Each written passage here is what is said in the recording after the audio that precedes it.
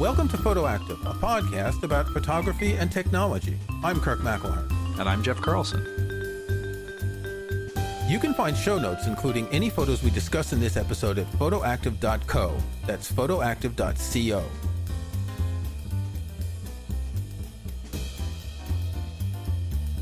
So you're getting up early tomorrow morning, aren't you, Jeff? I am getting up very early because, as you know, I am a morning person. I get up right before the crack of dawn. I do 4 hours of exercise. No. But I will be awakened by my watch and grab my phone in bed. And at 5 a.m. local time, I will be ordering a new iPhone.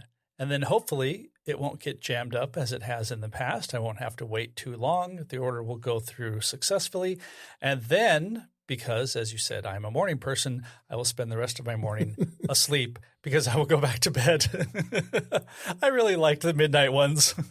We're recording this on September 12th, and unusually for us, we're recording it one day and releasing it the next day. We usually have about 10 days. We record on a Tuesday and we release on the following Friday because we're lazy and it takes us a long time to edit and all that. But since we wanted to be able to talk about the new iPhones, it fit in with our schedule to do it this week. So if you're listening to this on Friday the 13th, which Apple doing pre-orders on Friday the 13th, right?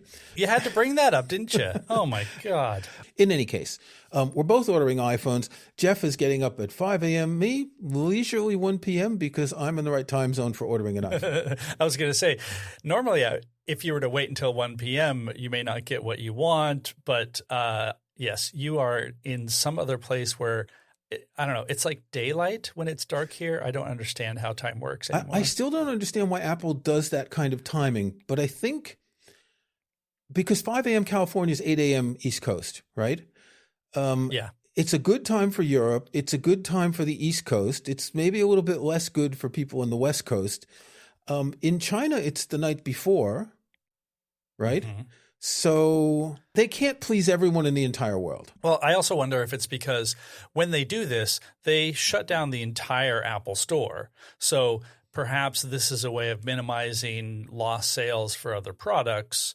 I mean, granted, they're going to make up the volume in brand new sales, but it could be that. And also it could be just traffic load. If you're scheduling the pre-orders of the iPhone in the middle of the day, you're competing with all of the other internet traffic in the U.S.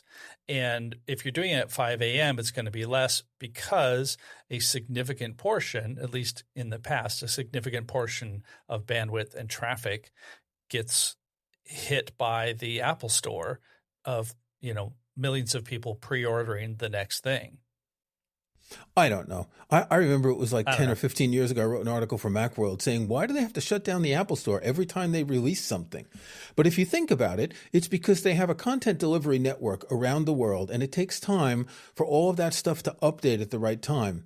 So if they shut it down just for 5 minutes and tried to reload it, people would see different things at different parts of the world because of the way files are cached. I think it would just be too complicated for their accounting system, for their content delivery network. Anyway, we're going to talk about the new Apple camera because that's what it really is. It's not a phone anymore. Who makes calls? People just take pictures with it, right? Exactly.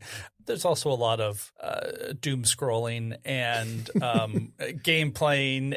And Okay, so for the first time in as long as I can remember, I was not able to see the Apple event live. I was going to a concert Monday night and I was on the road, and it's kind of interesting because instead of getting wrapped up in the momentum of the Apple event and people on Twitter and Mastodon talking about it, it was all over. And I came back and I chatted with a friend on messages and I said, what was it like? He said, oh, it was underwhelming. And of course, this is my friend who is like Eeyore and, finds everything underwhelming. But he was right. I really did find it underwhelming. And we're not going to talk about the watch and the AirPods, although I just want to briefly say that the ability to use the AirPods Pro as a hearing aid is a revolutionary thing. Hearing aids cost several $1,000s. They've recently been able to sell hearing aids. I know someone who has a Bose hearing aid, cost him $800, but if you can get $250 hearing aids with the Apple AirPods Pro, that's brilliant. But when I looked at the phone presentation, it really was underwhelming. Now, we pay attention to this stuff, and we saw the keynote of the Worldwide Developer Conference in June, so we were aware of Apple Intelligence. Most consumers weren't, and they must have spent a half an hour talking about Apple Intelligence throughout this whole thing.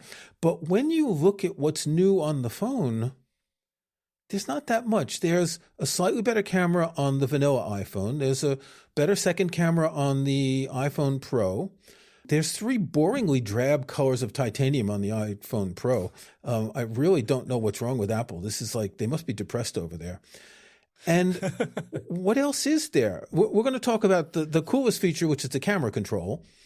But outside of photography, there's really not much new. Now, I'm going to order the Pro Max. I think you are as well, because I'm of the age where I want a bigger screen, and it's what, 0.2 of an inch bigger? No, you're shaking your head no. Nope. I just can't do the Max form factor. I've tried. I really have. I just can't do it for every day. Both of the screens are a little bit larger, so I guess that's good. But try as I might, like, it's just too big to carry around. So for me, I am going to stick with the regular Pro. And actually, I've read a lot of people online, on Threads, Mastodon, whatever, on social media, saying that they are eager to get back to the smaller form factor, because last year they bought the Max because it was the only option that had the 5x telephoto zoom. That's right. And now one of the very possibly cool features, I say possibly because it depends on your own opinions around this, but now both of them have the 5x zoom. Now, that's cool in the sense of you're getting more telephoto than you had before. I'm going to see how it goes for me. I like the 15 Pro's 3x zoom. It feels like the 5x is sometimes too much, and the 3x kind of hits a nice sweet spot, but I'm not going to have any choice in the matter. Unless you, of course, do digital zoom, but we don't do that because no, we don't do digital zoom. Insane. We shoot RAW and we only do optical zoom. Yeah, we're real photographers. Yeah, we never shoot automatic. Yeah, I'm just thinking about the regular size now, because see, I do like the larger size. I don't go out much. I work from home. I'm not like you. I don't take a kid to school. All those things. So having the bigger one means that this is more like a phablet for me. But it's true that if the smaller one's bigger than the smaller one was before, I mean, it's 200 pounds less. So that's a big difference, or $200 less, right? It's $11.99 for the Pro Max and it's $9.99 for the Pro. Now, remember that the Pro Max has 256 gigs of storage, which I absolutely don't need. So I wonder if I want to change my opinion. We'll see by the end of this podcast if I can change. I'm just looking. Well, see, I can't because I've already bought a case. It's going to be my snapshot pick, so I can't change. There you go. But I do like having the bigger device. In fact, I'm actually I'm trading in my iPad Mini. The iPad Mini 6 was released 4 years ago, and it cost $500. Apple is giving me £190 trade-in for a 4-year-old iPad Mini. And since I recently bought the M4 iPad Pro, which is a bit smaller and lighter than the previous, there's less of a difference between the iPad Pro and the iPad Mini, and the iPad Pro has an OLED display and all that. So I'm trading in the iPad Mini and probably won't buy another one. So instead of having 3 sizes of devices, I'm only going to have 2. So it's kind of nice to have a bigger one, because the normal size iPhone, you can't really read a book very well. Again, because I need larger fonts than, people like you. I mean, I see you have glasses on and all that, but my eyes are older and I have some vision issues. So I need larger fonts, and it just feels more comfortable. So I'm going to stick with my $11.99 iPhone Pro Max. Yeah, that's totally fine. And also, because you mentioned it, the capacity, the 256 gigs, I am also getting the 256, which is, I think, one step up from the baseline. And I found that is a perfectly fine amount. I think I mentioned before that when I got the 14 Pro, that was when you could record externally and shoot in log. And I was like, okay, this is stuff that I'm going to be writing about. This is stuff I'm going to be testing out. So I'm going to need a lot more storage. And I never actually ended up using it because I'm not shooting video at that sort of level, right? I did so just for testing, but that was really kind of about it. And so for the 15 Pro, I went back to 256, and that has been perfectly fine. I think mine is only like half full, and I take a lot of pictures and occasionally video, but I would say unless you just really need or really expect to fill that thing up with lots of video, I can't see the reason for going higher than that, especially when you can plug in an SSD now and record all that directly to much larger, much cheaper storage. So my current phone is the 14 Pro Max, and I'm just checking the storage. I have 50 gigabytes free out of 128. I don't really use a lot of storage. The one thing that Apple does point out is that if you want to shoot 4K ProRes video, you need a minimum of 256 gigabytes of storage. So since I'm planning to shoot a feature film soon with my iPhone with 4K ProRes video. Amazing. I cannot wait. I just cannot wait. Is it going to include cats? It'll definitely be a cat film. The main characters will be cats. I'm currently casting for a childish cat lady as the star of the film. So anyway, so this is what we're getting. We're both also getting new Apple Watches, and that's not really the topic of this conversation, but we coincidentally both chose the jet black aluminum. Everyone I've talked to has chosen the jet black aluminum. It seems to be really popular because the aluminum for me, so my last two Apple Watches, the Series 6 and Series 8, have been stainless steel. All before that were aluminum. And the aluminum always felt cheap because it wasn't smooth, right? And the stainless steel is. And now that glossy jet black looks more upscale, fancy than the brushed aluminum, which I really don't like. And it seems to be the most popular finish. I have actually only had the aluminum ones just because they've been the most affordable. The last two that I've had have been the space gray or whatever, the variant of dark gray, which has been perfectly fine. What I liked about the jet black was it's different. I think we have both owned Apple Watches since the very beginning. So it's nice to have something different. I can't really justify getting the titanium. It looks cool, but it's quite a step up in terms of cost. And so the jet black, that will work if I'm trying to look nice or if I'm just bumming around the house. So I am not one of the here's my dress up and go out watch, and then here's my daily watch, and But you don't need that. You just need better bands when you're dressing up. That's what's really interesting. Exactly. About the Apple Yes. Watch. Yeah. You change the watch face to something a little nicer, and then you're good to go. Yeah. You can turn off the Snoopy watch face, and you put a nicer band on. Yeah. You just described my life right there. So I had been thinking about buying the Apple Watch Ultra because to change, right? To get a better display, bigger display and to change. But they came out with a new color on the Apple Watch Ultra, last year's model. And it's like buying something like that just doesn't seem worth it. Before we start talking about the new Apple camera, here's a message from our sponsor, Gentleman Coders, about the photo editing app Nitro. This episode is sponsored by Nitro from Gentleman Coders. Nitro is the new photo editor and manager for Mac, iPhone, and iPad from the developer of Raw Power. Designed for every photographer and every photograph, Nitro combines flexible storage options, unmatched camera support, and professional editing tools. If you liked Aperture or Raw Power, you'll love Nitro and its beautiful user interface. On the editing side, Nitro includes full masking support with AI masks, gradients, and brushes. Remove dust blemishes and other imperfections using clone and spot removal tools. And just like Raw Power, you can apply RAW-specific tone and tuning adjustments. Nitro gives you more control over Apple's RAW decoder than any other app. And it's great at editing JPEGs and HEIF images too. For organizing, your photos can live in Apple's Photos libraries or in the file system, with support for XMP sidecars and synchronizing metadata and edits with iCloud Photo Library. Nitro also supports more cameras and formats than Photos, Darkroom, or Photomator, including compressed Fujifilm RAW files and the Nikon HE format. And while comparing shots, synchronize pan and zoom up to 16 images at a time. Integration with EXIF tool on the Mac lets you see and compare all of the metadata in your images. Try Nitro for free for 7 days without any obligation. No subscription sign-up, no nonsense. Check it out at nitrophoto.app. Okay, so I want you to explain what the 48 megapixel Fusion camera is. Now, this is available as a main camera on all three iPhones. And when I think Fusion, I think back to the Fusion Drive that's about 10 years old, where Apple put in a combination hard drive SSD. This is nothing like that, right? This is nothing like that. This has nothing to do with Fusion Cuisine. This is just Fusion is a cool word. Or nuclear fusion. Oh my gosh, that's what it is. It's nuclear. Okay, sorry. Kirk is at the end of his day. I'm at the beginning of my day. We're both caffeinated. Yep. This is perfect. Okay, so here's what's cool about this sensor, basically, this camera and this sensor. The 48 megapixels isn't new, and the quad pixel sensor is not new. We'll reference an earlier episode. I'll put it in the show notes that describes more of how the sensor works and how it gangs up 4 different pixels, et cetera. That's not new.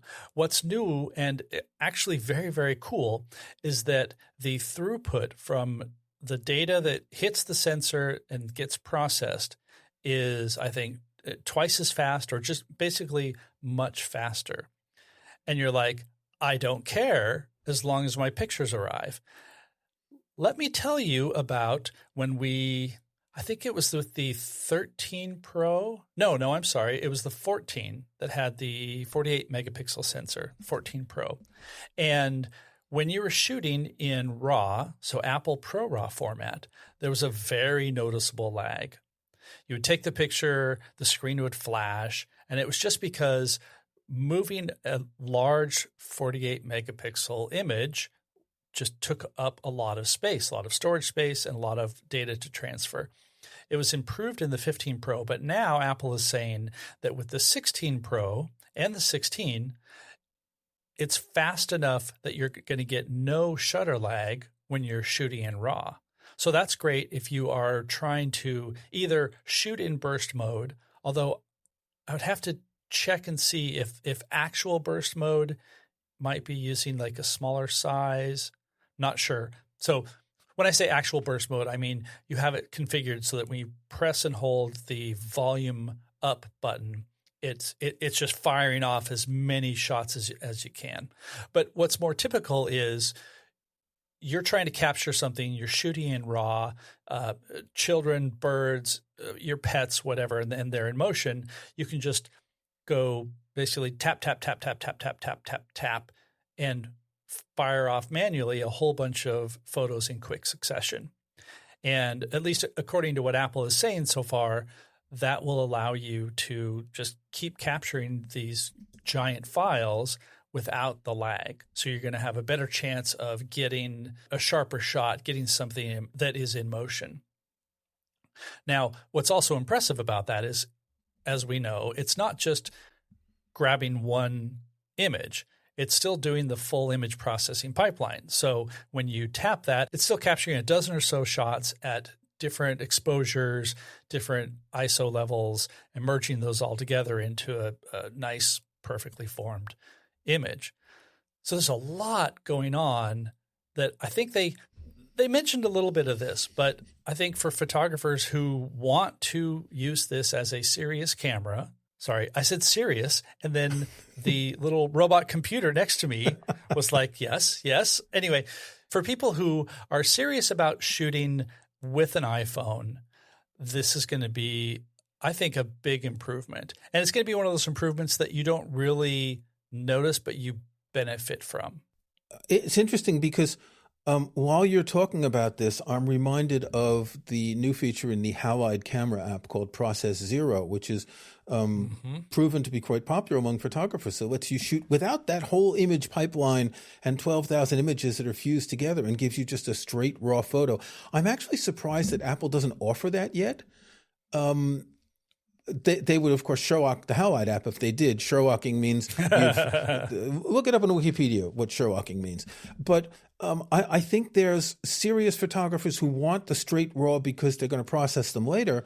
But for the iPhone, it's for people who don't want to process, right? It's that they want the camera to do everything. Even if the camera makes decisions you don't want or the pocket computer makes decisions you don't want, it's the easy way.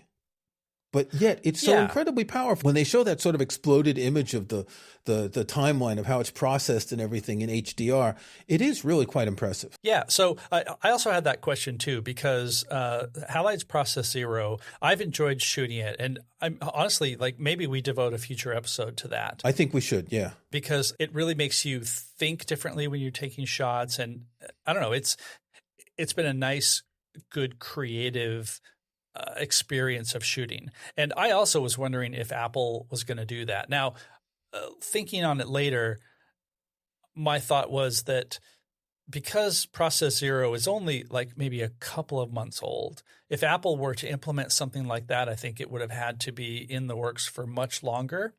And, quite honestly, that is a small niche that Apple doesn't really need to handle themselves because they are trying to make a good exposure for everybody in every situation. So it doesn't surprise me that they didn't now that I've thought about it. I just thought maybe they would try to sneak something in because, at least among photographers, among iPhone photographers, that has been a really popular choice. Now, that does bring me to another improvement or another change. We'll see if it's an improvement. I think it probably will be, which is photographic styles. And I believe that the photographic styles and the 16 and the 16 Pro are only going to work this way for the new models. I have the 18 and the 18.1 betas installed on different devices. And in the camera app and the Photos app, the new style of photographic styles is not there. Now, if you're wondering why I just keep saying style and style and style, I'm not even sure if we've really talked about it. I don't think we have. It's Apple's version of recipes or Fujifilm film simulations or Visco filters and all of that.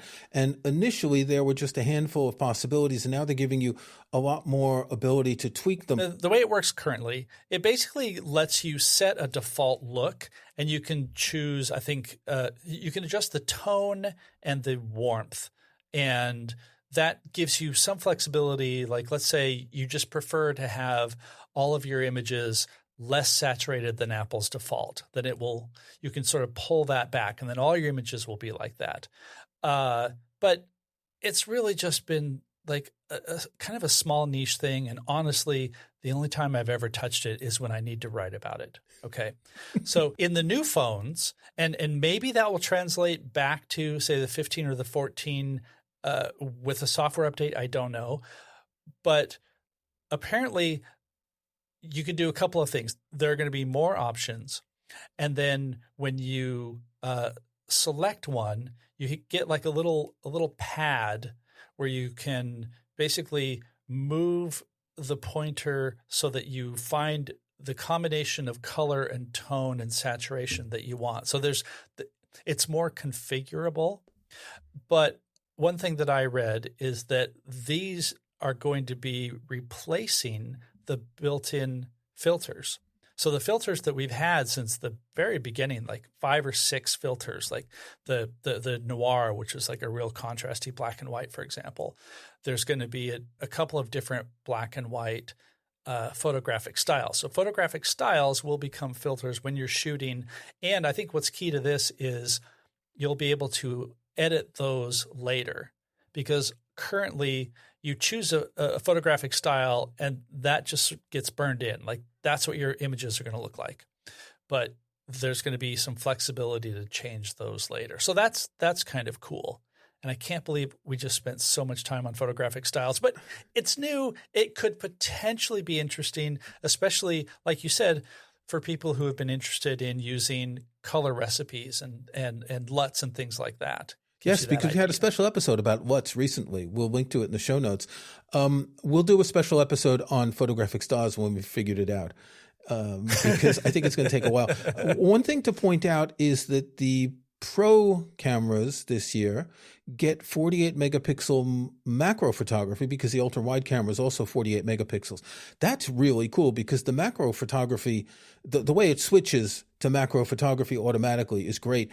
And being able to get 48 megapixels now instead of just 12 is really quite nice. Yeah, definitely. Especially because there have been times when the macro will take over. You're too close for the main camera to focus, and so it will just automatically switch and maybe not even – I mean, it'll tell you, but maybe you don't even notice. And then you end up with, hey, I took this picture that I thought was like I wasn't shooting a macro, but it needed to capture something that was in that distance of like 6 or 8 inches or whatever it is. Then suddenly you're like, I was shooting this 48 megapixel image, and now I've ended up with a 12 megapixel, and it's more grainy because that camera doesn't have as good of an aperture, et cetera. So I'm really curious to take a whole bunch of macro photos and see what the quality difference is. I think that'll be fun. Yeah, I wish they released these in spring instead of fall, because then you'd get more opportunities for flowers and insects and that sort of macro stuff. But by the time it comes out, it's almost, everything's fallen off the trees here, so there's not a lot to do. My good man, all the things falling off the trees are the golden leaves that are the only reason to be a photographer. It's true. It's true. I don't have golden leaf trees here. I've got a 100-foot pine tree in my garden, and so it drops pine cones. I will be putting photos of pine cones in the show notes in coming episodes. We'll do an episode on pine cones, photographic styles, and macro photography. That's awesome. Okay, so I guess we've covered everything, right? We've covered almost everything camera-wise. We haven't talked about the rest. We're not going to talk about Apple Intelligence. There is this remove feature in the Photos app, which is coming in iOS 18.1. Where you can select something. It's a sort of a generative fill. We'll talk about that more when it's released, which isn't going to be until October. I think you have a 15 Pro? I have a 15 Pro, yeah. Yeah. So what do you think as an upgrade from the 15 Pro to the 16? I'm upgrading from the 14 Pro, which I upgraded from the 13 because of the 48 megapixel camera. But now it's 2 years old, and so it's worth an upgrade partly because of Apple Intelligence, nothing to do with the camera. Sure. But is this a valid upgrade if you have a 15 Pro? I think it is, and it's because of the main thing that we haven't even touched on yet, which is a new button called the camera control. How could we not have talked about that? Right? I think for most people, this is flipped around. Like, the camera control is the most important thing. And I apologize, dear listener, if you've been sitting here thinking, are they ever going to actually talk about the actual cool thing about this? What I like about this update is that the things we've talked about are significant. They are cool. They are interesting. But then on top of that, we have this brand new button, which is not just a button. It's a capacitive touch. Well, not touch screen. It's like a trackpad. It's like a little tiny trackpad, yeah. And what's interesting about this is, A, you can hold it like a camera and use it like a camera. What I mean by that is in landscape mode, but also in portrait mode. Yeah. In portrait mode. And so you press this button, it launches the camera, you press it down, like you're actually getting a mechanical clicky experience of taking a picture. And it also has some haptics underneath, which I think also enhance that photo mechanical shutter feeling of it. I think it's similar to what you get in a trackpad on a laptop. It's that sort of haptic. It feels like it's moving because it taps. So you're getting the press, but there's also like a half press. But I don't think the half press is shipping with iOS 18.0. I think that's coming later. So you can half press to do something. I think they said to do autofocus and auto exposure lock. With a half press. Yeah. This is actually quite a complicated little button that most users are going to find flummoxing. I think a lot of people who are used to real cameras will think, oh, this is very cool. I can replace the 17 buttons on the back of my camera with this one little button that I press and slide on, which is really cool because you can press and you slide to choose like shutter speed and aperture and different things all in one button. And that's clever when you compare it to, cameras with lots of buttons. Yeah. So this button has been long rumored. Maybe even since right after the last ones were released. And I think everybody just sort of expected it was going to be like the action button. Here is a button. And what Apple has done is they've turned it into a very flexible, configurable control, and visually even. So when iOS 18, when the betas first came out, one of the things that we noticed is that when you press one of the physical buttons, like let's say you do the volume up or the volume down, the interface would have a little black bulge to indicate where you've pressed that. And it just seemed like a nice, Apple-style visual indication that this is the thing that you've pressed. Well, now we know that was the basis for what this control does. So when you basically do, like, they're calling it a light touch or a light press, which I think is basically you're just sort of making contact with the button. Right, you're not just pushing it placing down. your finger on it without pressing. Exactly. Then it brings up this little overlay. So when you want to zoom in, for example, you put your finger on it and you drag, and that will give you a little zoom indicator. Or you lightly press twice, and that gives you a menu of options. So you can choose between zoom, you can choose between depth, which is an interesting control because basically iPhones have a fixed aperture. So like you can't really change the aperture, but because the portrait mode depth feature has gotten much better and is automatically applied if there's like a person or a pet detected, you basically get the experience of, I want to change the aperture of this image. I want to make the background sharper or more blurry. You want to change emphasize the look of the aperture because you're not, as you said, you're not changing the aperture, but you want to change the way it would. You want to do with a phone what you could do on an actual camera by changing the aperture. Is what the phone is mimicking the depth with that. Exactly, and the indicator is being written in terms of aperture. So you will change it to f5.6, for example, or f2.8. It's all being simulated, but I think we're almost at the point where that becomes irrelevant unless you want to be specific about the optics of it, which sometimes we do, but Yeah. Apple describes this as a sapphire crystal with a smooth texture surrounded by a color-matched fine stainless steel trim. Inside, a high-precision force sensor with haptic feedback emulates the feel of a DSLR camera shutter. This is impressive engineering when you think about it. Very impressive engineering. And this is available on all iPhone 16 models, not just the Pro models. And this is kind of interesting. I expected in the past there has always been a difference between the camera capabilities between the Pro and the normal models. The only difference is the number of cameras here, but all the other features are the same. So it doesn't have the telephoto on the iPhone 16 vanilla. One other thing, we can't test this. It does spatial photos and videos, and that's why the cameras are aligned vertically or horizontally, depending on how you're holding it, instead of in a triangle. So basically, it can do a 3D photo with the two cameras, either 48 megapixels both or 48 and 12. I guess it just defaults both to 12 to take spatial photos and videos to use with that goggly thing that Apple sells, which they didn't talk about at all in this presentation. Yeah, that's true. They didn't talk about it, but you can see that a lot of these features have been designed for it. That's good. I mean, the Apple Watch, you can go swimming with it. And so it only makes sense that Apple has some goggles that would be accessory.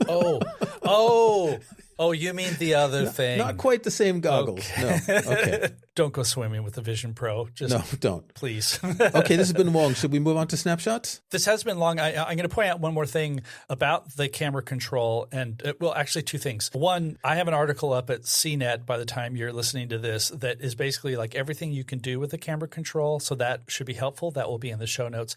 But it is also going to be the gateway to an Apple Intelligence feature called Visual Intelligence.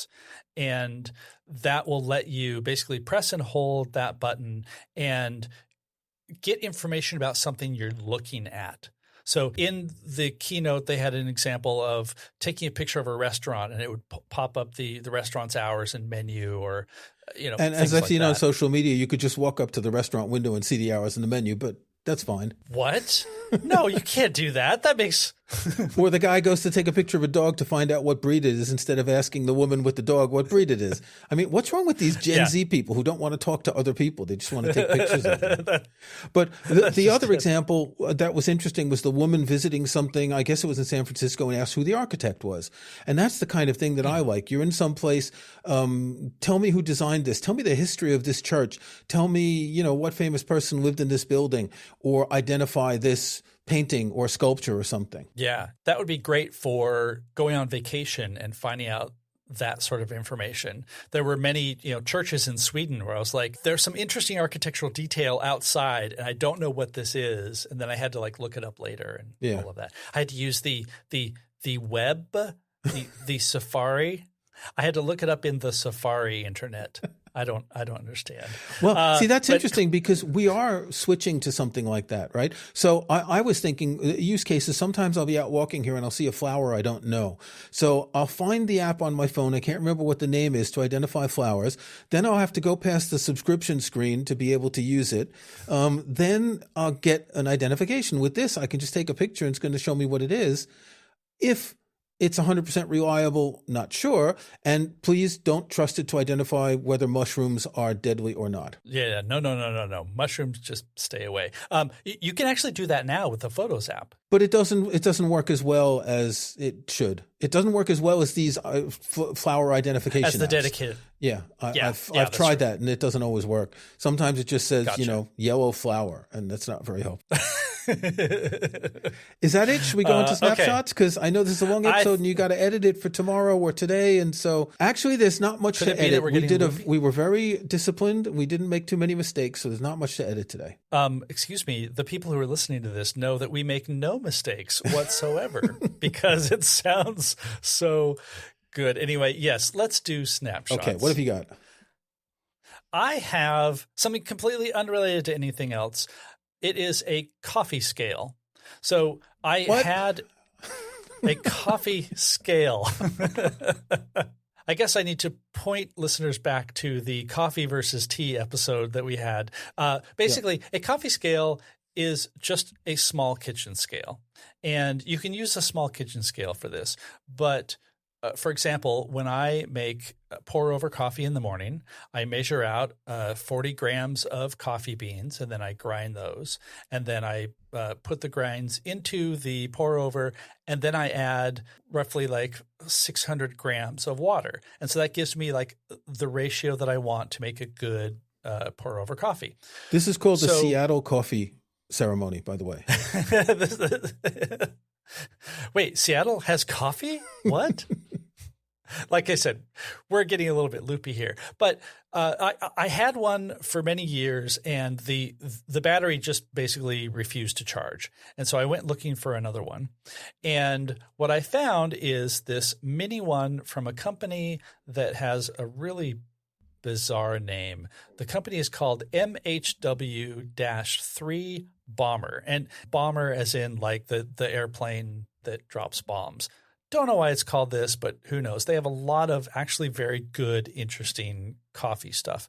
And so this is the MHW-3 Bomber Mini Coffee Cube Scale 2, I think.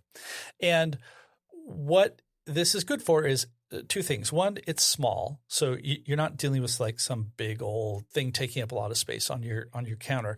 But also, it has a couple of modes for doing pour over and for doing espresso, so that, for example, you can measure your coffee, put it in. When you start pouring the water, it automatically zeroes it out so that you can see how much you're pouring in, and then it will tell you the ratio after, which can help you determine, did I put too much water in there?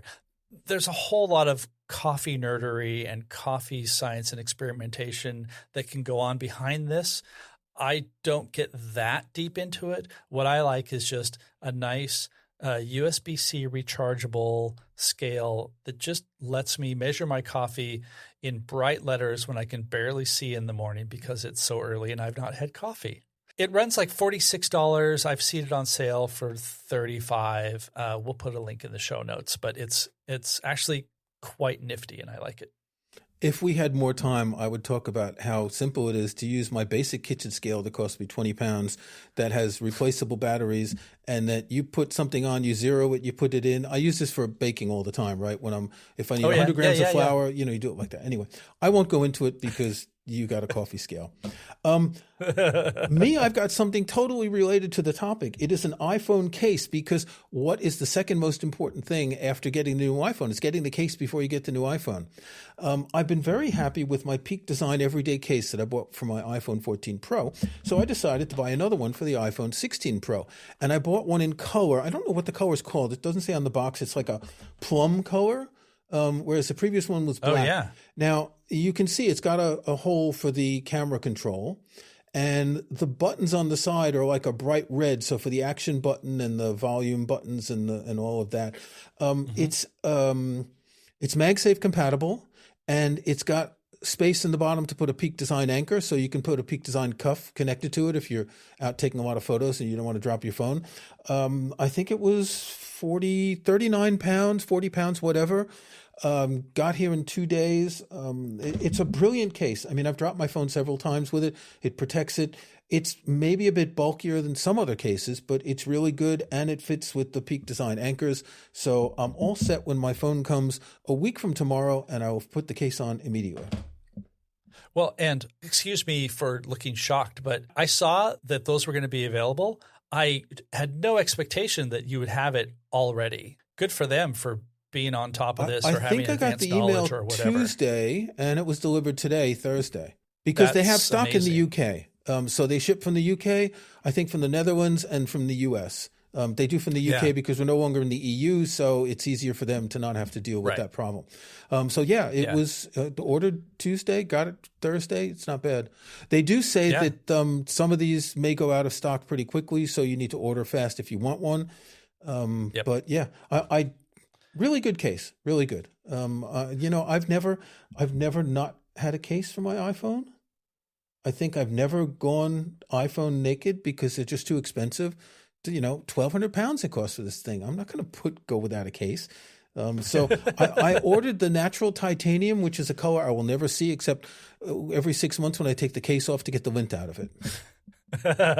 I commend you for of course choosing the correct color. I don't think it's a plumish color. I don't know what they call actually because it doesn't even say on the box anywhere, or if it does, it's so small. We'll, of course, have a link in the show notes. Interestingly, so I have a plum Apple Watch band, and it's pretty much the same color. I admire your style consistency. However, I am one of those. I've never had a case on my phone. The only time I had a case, I dropped it and broke the screen. So, really? Yeah. Okay. Well, in our next episode, we're going to talk about actually using the new Apple camera, taking macro photos, using the camera control. We'll get a hands-on. We'll get more information. So if you're not the kind of people who are in a hurry to buy the new iPhone and you want to wait until you hear how we use it, tune in next time. And you know what? I'm going to throw one last thing out here. We have loved having lots of increasing traffic and interaction in our Facebook group and everything. So I'm going to just make a request. If you like our podcast, please recommend it to a friend or, post something on social media. Lately, I don't know if something inspired this or sparked it, but I've gotten personal comments from listeners who say, hey, I really enjoy the podcast that you and Kirk do. So this isn't to, and I'm insulted because Jeff gets them and I don't. So anyway, if you like what we're doing and we like what we're doing, please rate it at the iPhone store, the Apple podcast app. Follow it on places. Apple Podcasts is what they say. You don't subscribe anymore. You follow. Rate, follow, tell your friends. Until next time. Exactly. We appreciate it. Thanks, everybody. Goodbye. Thanks for listening to Photoactive. You can find show notes, including any photos we discuss in this episode, at photoactive.co. That's photoactive.co. We couldn't afford the M. You can join our Facebook group at facebook.com/groups/photoactivecast. That's photoactivecast in one word. You can subscribe to Photoactive in your favorite podcast app or on Apple Podcasts. See the links on our website. And think about leaving us a rating or review in iTunes or in your podcast app.